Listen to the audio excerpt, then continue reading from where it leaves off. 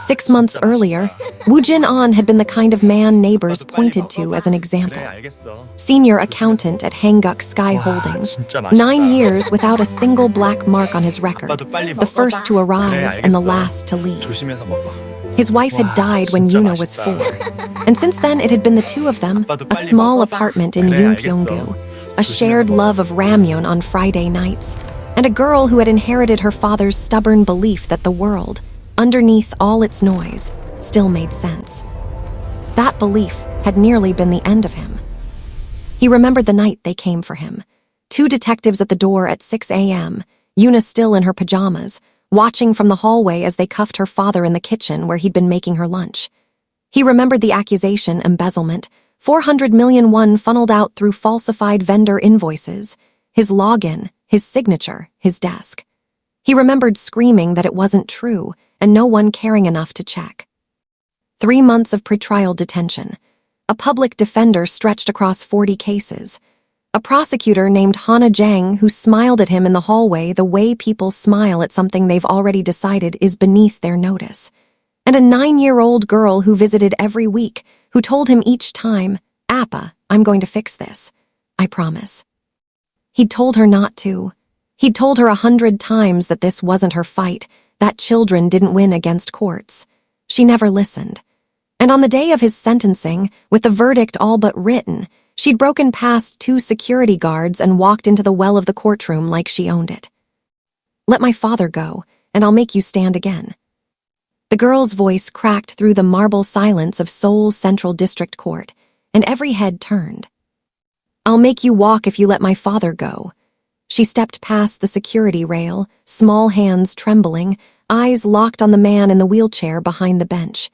"Your Honor, I know you can stand again, but first you have to do what's right." A ripple of laughter broke out from the gallery. "Let my father go, then make him dance, girl. We're waiting for the show." A man in the second row shouted, and the courtroom erupted. "Yoona," the man in handcuffs beside the defense table turned, his voice breaking. "My daughter, please, don't expose yourself like this. Not for me." "How dare you?" Judge Min Jun-beek's voice cut through the noise like a blade, cold and final. "This is a court of law, not a circus. Your words don't change the law, child. Your father will be convicted, and there is no miracle that will stop it." Prosecutor Hana Jang rose smoothly, adjusting her blazer. "Your Honor, I ask that this inappropriate interruption be removed from the courtroom. We are about to deliver a verdict. We cannot allow a child's outburst to delay these proceedings." "Your Honor, I only ask for a moment," the defense attorney said, half rising. "The child is frightened." "I'm not frightened," Yoona said, chin lifting. "I'm telling the truth." She turned back to the bench. "My father is innocent, and you know it, deep in your heart, and I can prove you'll walk again." "Poor thing," Prosecutor Jang murmured, just loud enough to carry. "Lost her mind from desperation." "Someone get this child out of here before she embarrasses herself further," Judge Beek said. "Girl, you have exactly 2 minutes to leave this room on your own, or I will have security remove you." "I'm not leaving until you listen to me." Yoona's voice didn't waver. "My father didn't steal anything. Someone set him up and you know it." "This is absurd, Your Honor," Jang snapped. "This child is disrupting the entire process. I demand she be removed immediately." Yoona looked past the prosecutor, straight at the judge. "You were like my father once, a good man who suffered something unjust. You know what it feels like when nobody believes you, when the whole world decides you're guilty before they've even heard your side." The gallery had gone quiet. "I know you can still walk," she said. "Not with medicine, not with surgery, with faith, with justice. When you do what's right, the impossible happens, I promise you." Judge Beek's jaw tightened. "Stand up," he said, though the words came out strange in his own mouth, a habit of speech from a man who hadn't stood in 6 years. "You have 30 seconds. 30 seconds to convince me I shouldn't have you removed and this sentence finalized." "Your Honor, my father always told me truth leaves trails, so do lies." Yoona took a breath. "The night they say my father stole company funds, he was with me. At Grace of Han River Hospital, I had a medical emergency. They admitted me that night. He never left my side. There are records, there are cameras, there are nurses who saw him. She looked around the courtroom, voice rising. How could he be transferring stolen money from a company terminal if he was holding my hand while I cried in pain? Your Honor, this is new information, and it is crucial, the defense attorney said, standing fully now. If my client was at the hospital that night, he could not have executed the transactions the prosecution alleges. Objection, Zhang's voice sharpened. This is a baseless claim with no proof, a desperate attempt to manipulate the court through a child. Which hospital? Judge Beek asked quietly. Grace of Han River, pediatric ward, room 512, Una said. It was after midnight. I remember because my father never let go of my hand. Not once. He sang to me so I wouldn't be scared. The nurses said they'd never seen a father so devoted. Judge Beek turned to the prosecutor. Did you verify the defendant's location on the night in question? Your Honor, the transactions were made using the defendant's login credentials. Physical presence isn't necessary. He could have accessed the system remotely. Then who, Beek said slowly, was sitting at his desk? The defense attorney seized the opening. The access logs show a physical login at his workstation, Your Honor. Someone was sitting there, using his machine. Judge Beek set down his gavel. This court is in recess. I want every record from Grace of Han River Hospital for that night on my desk within the hour. His eyes moved to the prosecutor. Ms. Zhang, your evidence had better hold up, because if there is a hospital record confirming this case is far from closed. Your Honor, this is highly irregular. We're already in sentencing. And it can return to evidentiary review if I find the investigation was flawed. Beek turned to the bailiff. Take the girl to a private room. Bring her water. No one humiliates a child in my courtroom. The recess room was quiet except for the hum of fluorescent lights. Outside, reporters had already begun to gather in the hallway, drawn by whispers of the girl who'd stopped a sentencing in its tracks. Wu Jin, the defense attorney said, crouching by the handcuffed man. His name was Attorney Du-Yun Song, 28 years old, only his second real trial, assigned to Wu Jin because no one senior had wanted a case that looked this unwinnable. Is it true? You were really at the hospital that night? I was. Wu Jin An's voice was hoarse, worn down from 3 months of repeating the same sentence to people who had already stopped listening. I tried to say so from the start. I told the detectives. I told my first lawyer. I told the prosecutor's office in writing. They told me it didn't matter that the digital evidence outweighed my alibi. Nobody wanted to hear it. Someone deliberately buried your alibi, Du-Yun said, sitting back on his heels. That's not an oversight, Wu Jin. Alibi evidence involving a documented hospital admission doesn't just fall through the cracks of a formal investigation. Somebody had to actively choose not to chase it down. Then why? Why would anyone want to convict a mid-level accountant badly enough to bury proof he didn't do it? Du-Yun didn't have an answer yet, but he wrote the question down anyway, underlined twice, because something told him it was the only question that mattered. They hadn't expected him to walk back through those doors, but they didn't know what he'd come back for. Come in, Judge Beek said, as his clerk entered with a thick folder. The hospital records arrived. Yes, Your Honor, and Nurse Suahan is willing to testify today. I want her here immediately, top priority. Beek paused. And I want Prosecutor Andrew No. He caught himself. I want Prosecutor Hana Zhang in my chambers in 5 minutes. Ms. Zhang, Beek said, wheeling himself behind his desk. It appears there was a grave failure in the investigation of this case. A solid alibi was completely ignored. I want an explanation. Your Honor, I reviewed every document handed to me by the police investigators. If there was an alibi, it was never in the file I received. Then either someone in the police withheld it from you, Beek said, or you withheld it from this court. Which is it? I swear I didn't know about the hospital alibi, but I will find out how this was missed. You'll do more than investigate, Beek said.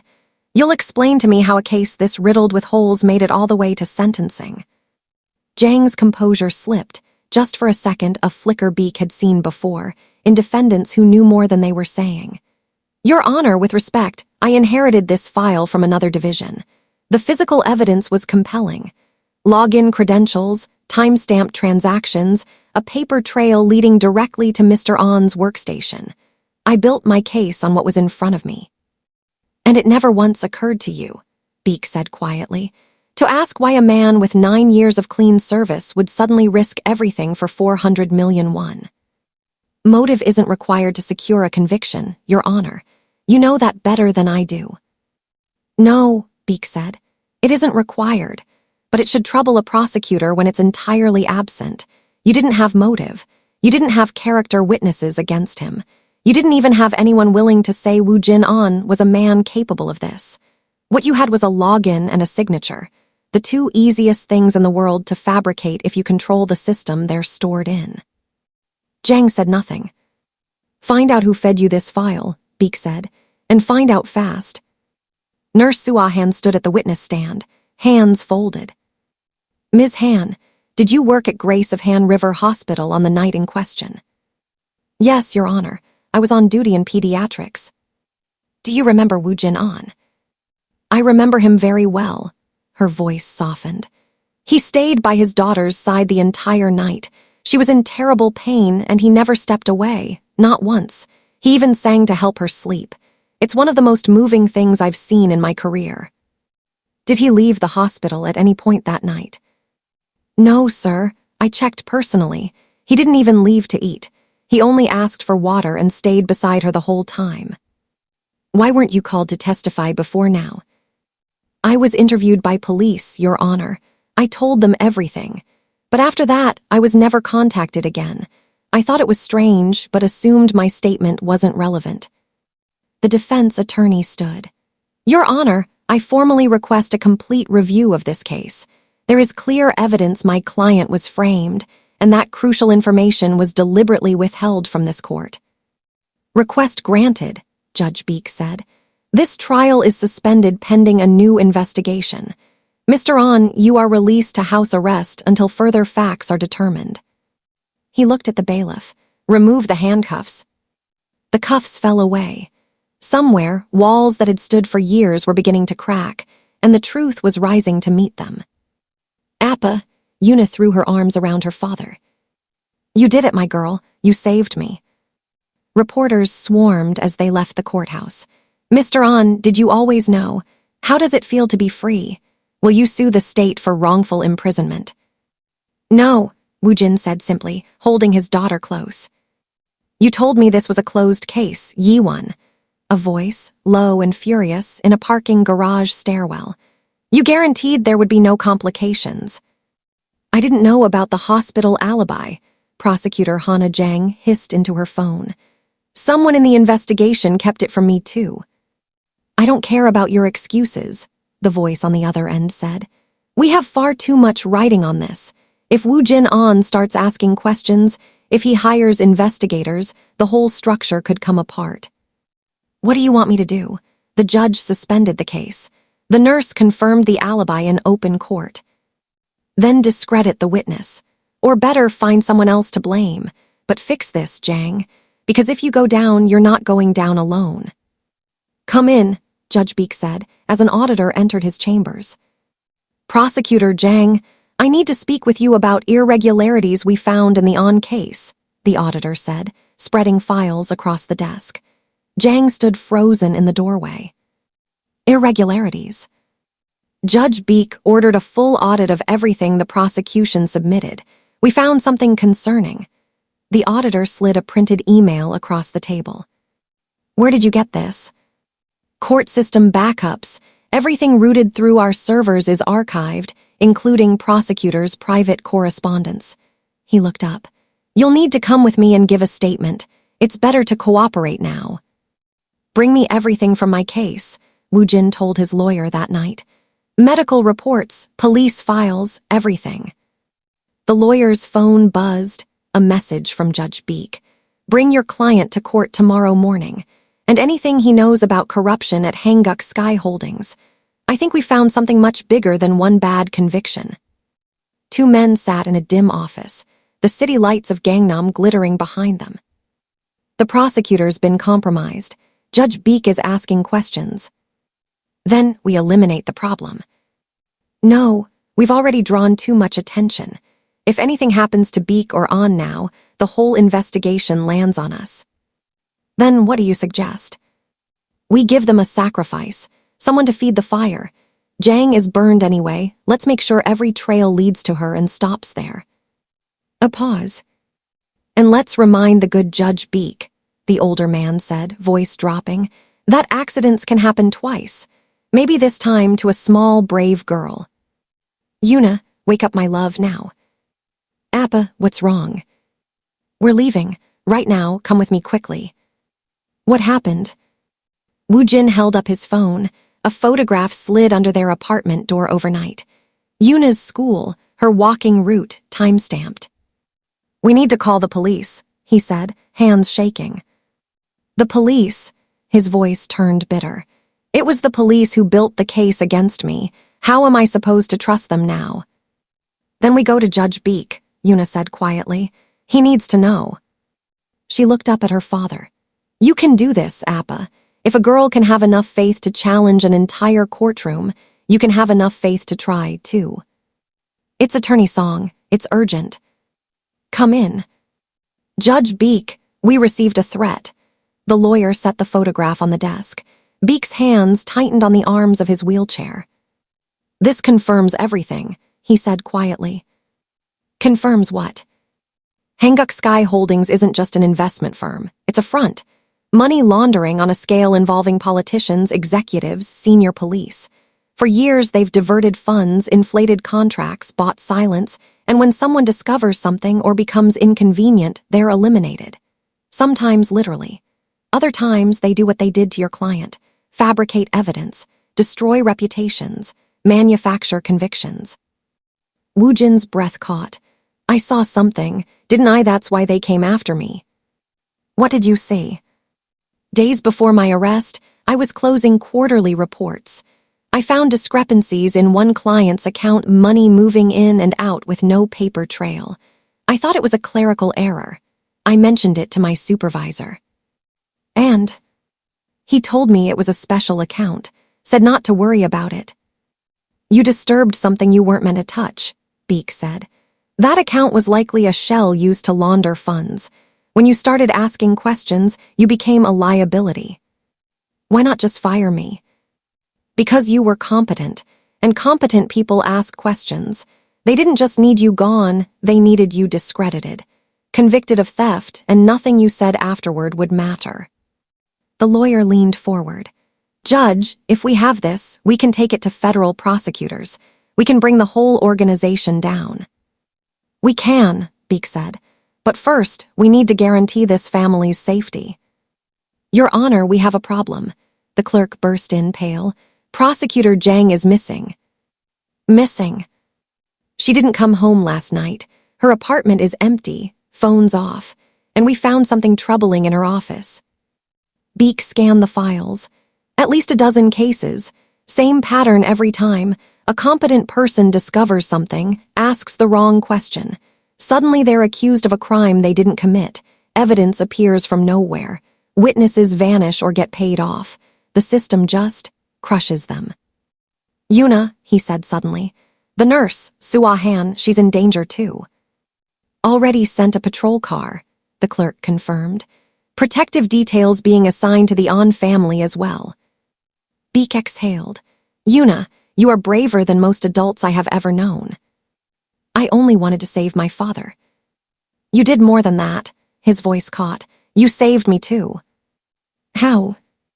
Years ago, I was investigating a corruption case much like this one. I had an accident that put me in this chair. I told myself it was bad luck.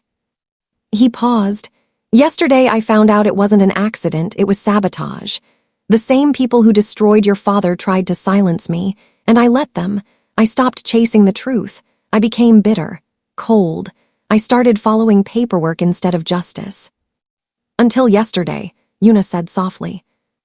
Until yesterday, until a girl told me I could walk again if I did what was right. I thought it was absurd. His hands gripped the wheels of his chair. But every hour since, I feel something returning. Strength, feeling. Doctors would call it impossible. Science would call it impossible, but it's happening. We found Nurse Han, the clerk reported. She's safe, but 2 men tried to break into her apartment overnight. She escaped through the back and hid with a neighbor. Bring her in, maximum protection. Beek's eyes were steady now. We have enough to start bringing this organization down, but we move carefully. If we show our hand too early, they'll erase the trail and sacrifice the smallest piece. Jang, the lawyer said. That's why she vanished. They're setting her up to take the fall. Exactly. They'll claim she acted alone, out of ambition, and the ones who actually run this will walk away clean.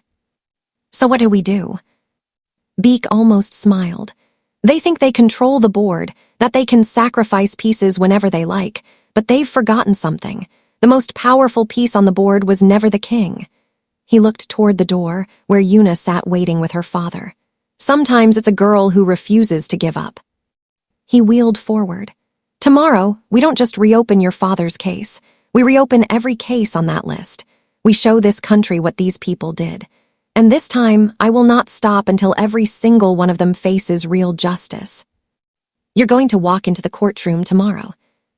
I'm going to do more than walk. Judge Beek gripped the arms of his chair, knuckles pale. I'm going to run after the justice these people thought they'd buried. Just one more push, his physical therapist urged, hands braced under his arms. Her name was Jaya Park, and she had worked with Judge Beek twice a week for 4 years, ever since the accident that had put him in the chair. In all that time, she had never once seen sensation return below his waist. She had stopped expecting it. She suspected he had too. Just one more, she said again. He rose, trembling, one hand white-knuckled on the parallel bar, but upright. Your Honor, her voice cracked. 4 years and nothing. I didn't know you could already. I couldn't, Beek said, breathing hard, sweat at his temples. Not until a few days ago. Something changed. I won't pretend to understand the mechanism of it. Maybe it's simply that I finally have something worth standing for. But today, I need to be ready for something far bigger than standing. Jaya looked at him for a long moment, then quietly began adjusting the bars to a lower resistance, the way she would for a patient just beginning to make real progress. Neither of them said anything else. There wasn't anything that needed to be said. Part 7. We found Prosecutor Jang, the detective said grimly. Where? The Han River. A fisherman found her early this morning. Suicide. Officially, the detective hesitated, but the coroner found ligature marks, signs she was forced to write something before the end. They killed her, Beek said quietly, and staged it, eliminating the only witness who could tie them directly to the murder scheme. Not the only evidence, Your Honor. Before she disappeared, Jang sent a scheduled email to her personal attorney, set to release automatically if she didn't cancel it within 24 hours. She didn't cancel it. No, sir. Where are the 3 of them now? On their way to the courthouse, summoned as witnesses in the on case. They have no idea what we're holding. Beek's eyes hardened. Then let's give them the show they've been asking for. It's going to be all right, my love. I promise, Wu Jin whispered, holding Yuna's hand outside the courtroom. I know, Appa, she said, because Judge Beek is going to do the right thing. And when he does, everyone is going to see that sometimes miracles really happen. Wu Jin, we need to talk before we go in. The lawyer pulled him aside. The auditor gave us everything, names, evidence. But these are powerful people, Wu Jin. A billionaire executive, a National Assembly member with ties reaching the Blue House, a police chief who controls half the investigations in this city. One misstep, one gap left open, and they walk. What do you need me to do? Trust in Judge Beek, in justice, and most of all in whatever your daughter lit in all of us. Hope. I needed to see it, Wu Jin said, jaw tight. With my own eyes, I need to see these people answer for what they did. Chairman Ti-Hyun Song stood at the window of his 42nd floor office, watching the lights of the Han River bridges flicker on as evening fell over Uido. Behind him, Representative Du Hyun Kwak paced, and Police Commissioner Yang Tae-ha sat rigid in a leather chair, arms crossed. "We rebuild," Song said finally. "We've weathered worse." "Have we?" Kwak snapped. A judge who was supposed to sit quietly in that chair for the rest of his career is suddenly walking again and asking questions he has no business asking. A prosecutor who knew how to keep her mouth shut is dead, and instead of that being the end of it, it's become Exhibit A, and a 9-year-old girl has turned into the face of every news broadcast in the country. "The girl is nothing," Ha said. "A child crying in a courtroom, it means nothing without evidence." "It means everything," Kwak said. "If it's what convinces Beek to keep digging. You've seen what he's like when he believes in something. He was like this before the accident too, remember? Chasing the Ilson development case for 2 years before we finally stopped him." Song turned from the window. "Then we stop him again." "How? You want to arrange another accident for a sitting judge in the middle of a corruption inquiry that already has federal eyes on it?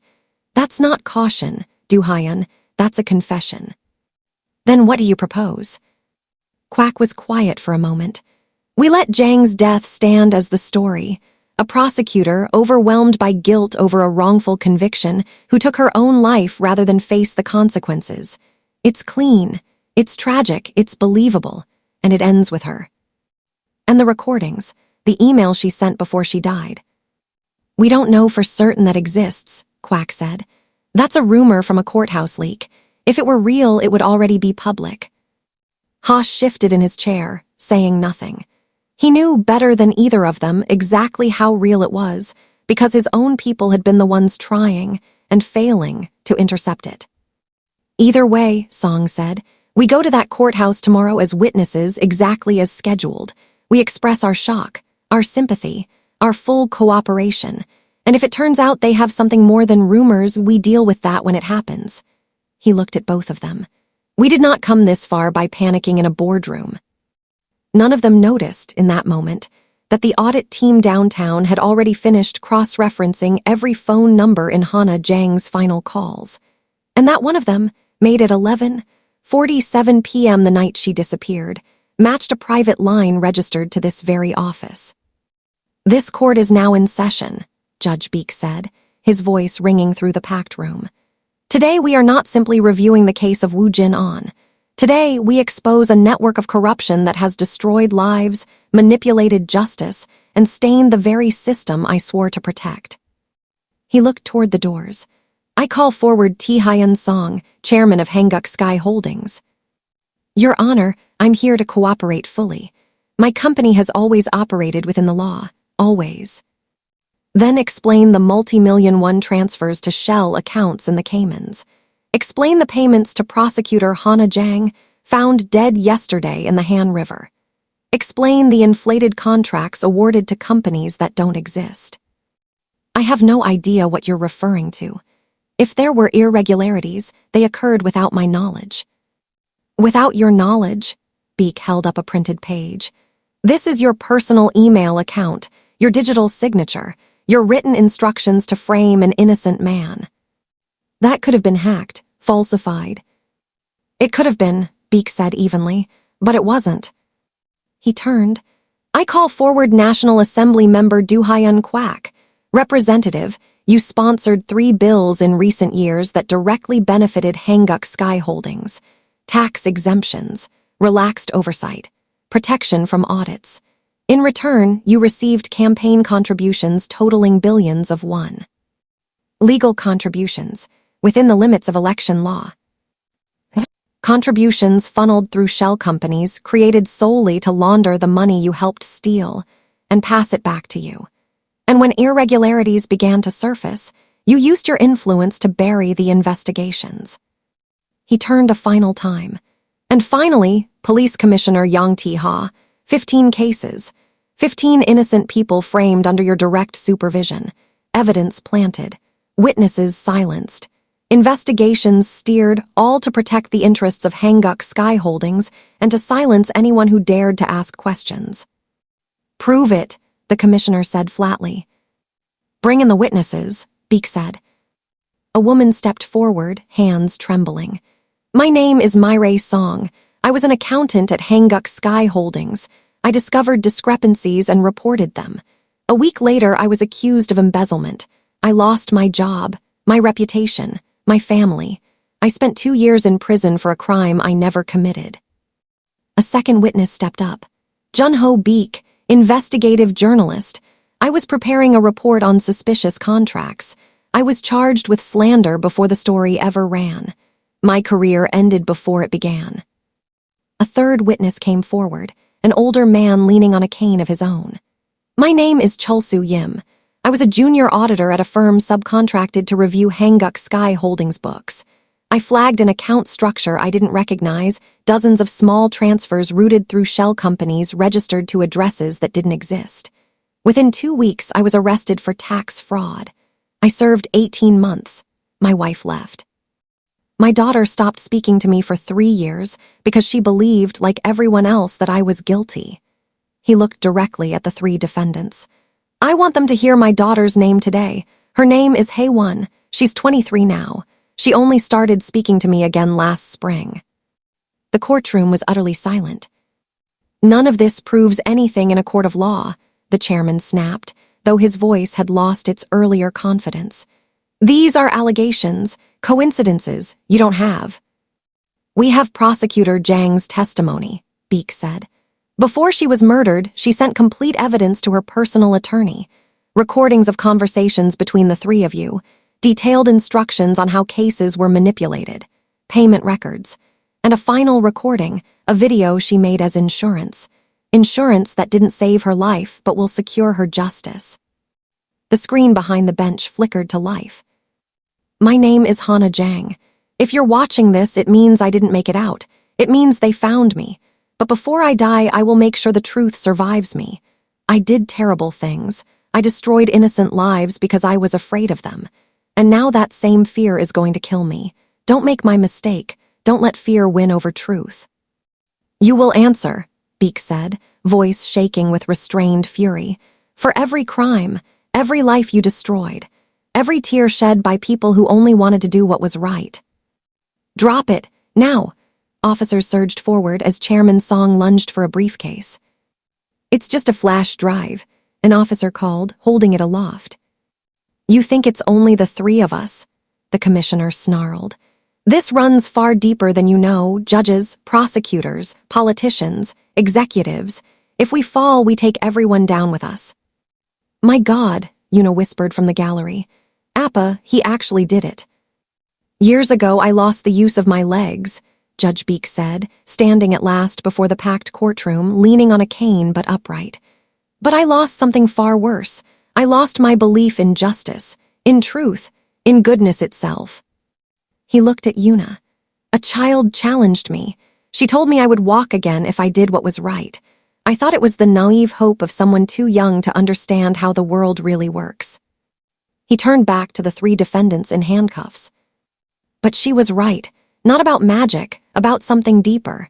When we choose justice over convenience, truth over comfort, something in us heals, something wakes up. His voice hardened.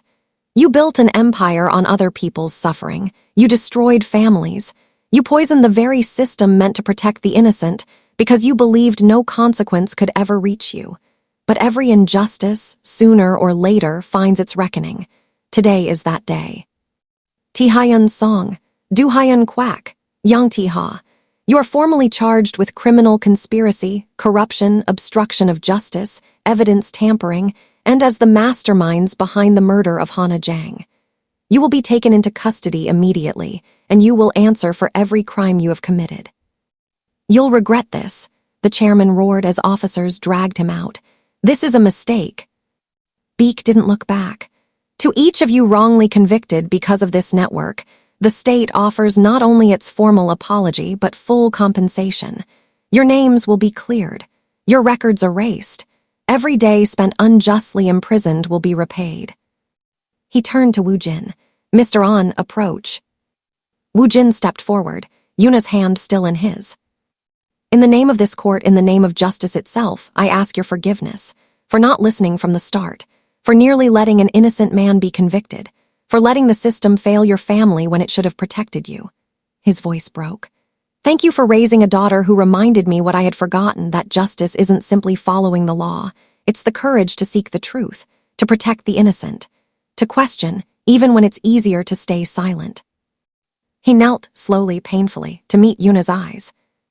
You didn't just save your father, you saved 15 other families, and you saved me. Not only my legs, my soul. I just wanted you to do what was right, Yuna said, smiling through tears. Because when we do what's right, good things happen, even the things that seem impossible. You were right, Beek said, more right than you could ever have known. He straightened, faced the courtroom one final time. For extraordinary courage, for unshakable faith, for being the spark that lit justice when it was nearly extinguished.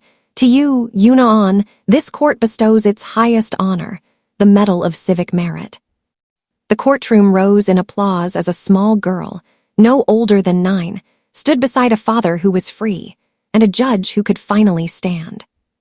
If this story moved you, drop a comment below and tell us what part hit you hardest. We read every single one. And if you want more stories like this, hit subscribe so you never